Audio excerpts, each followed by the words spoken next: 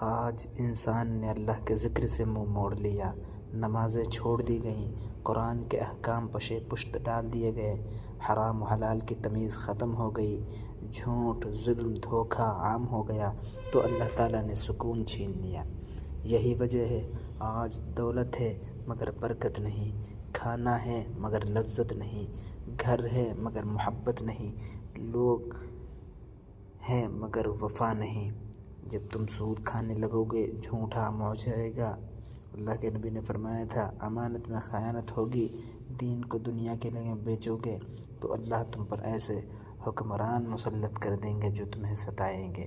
آج یہی ہو رہا ہے، ہم نے اللہ کے قانون کو چھوڑ دیا، قرآن کو زینت طاق بنا دیا، سنت کو فراموش کر دیا، اور اب ہم اللہ سے سکون مانگتے ہیں۔ کیسے ممکن ہے؟ اللہ فرماتے ہیں جان لو اللہ کے ذکر ہی سے دلوں کے سکون ملتا ہے۔